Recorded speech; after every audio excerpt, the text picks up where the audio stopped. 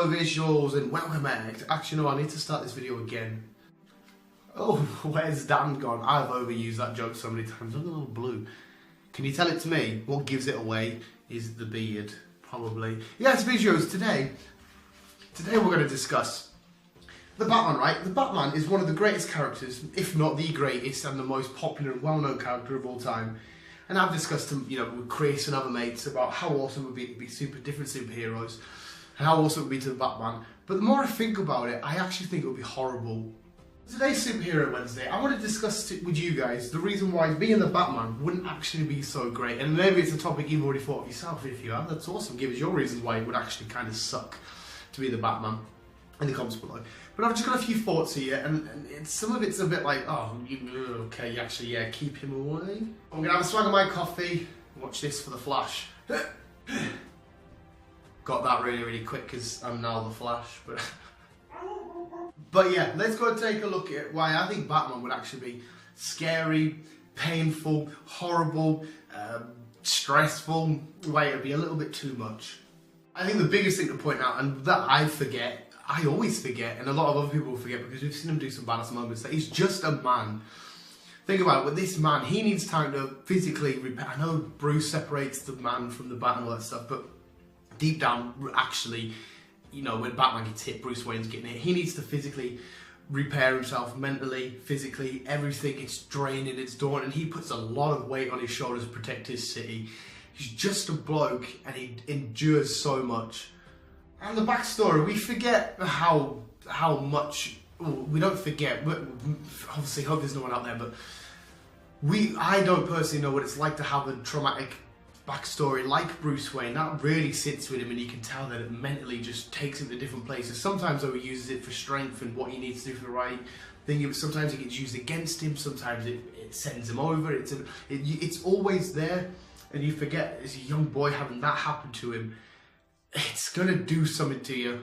His Bat family, he lets these people, after out ages, he brings these people in, gives them a chance and rolls them in part of the Bat family. Some of them turn on him, some of them turn out to be his kid. Some of them get injured because of him, some of them maybe or maybe not die.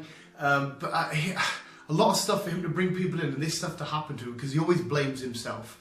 And it's always like a massive hard effect on him. And again, that's just adding to all the mental scars that he's got going on already. And I've already talked about it quite a bit just then, but let's talk about the physical stuff first. You're going up against people like Mr. Freeze, you're going up against Killer Croc, Bane, these people that you're going to get in brawls with. Well, Mr. Freeze is well psychological, but if you're going to have a punch up with him. But imagine getting punched off Bane. I mean, he's a guy's had his back broken off Bane. It's going to do something to you for the rest of your life. He has so many wounds he has to recover from. And because the fact that Bruce tries to separate these two egos, it's Batman getting these physical scars.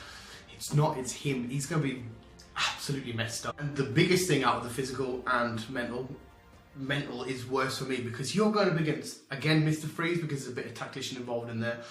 The Riddler, having to solve these riddles. I know he does a lot of them with ease, but still, all the mental brain power that he has to do.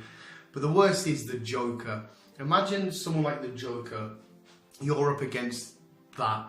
You have to try and predict what this unpredictable psychopath, lunatic, crazy dude is going to do. And you have to be able to live with what he does do and you can't prevent. So if he releases toxins, if he kills, but you got to live with that and see that. And all the little games that he plays with Batman. Like I said, even the Riddler, it would be too much. Even the Penguin, not so much in the brain power, but the stuff that the Penguin, he has all this catalogue of villains, and he has to deal with that. Hush is a crazy one because of the whole changing his face to Bruce and all that. Black Mask is another crazy, just insane one.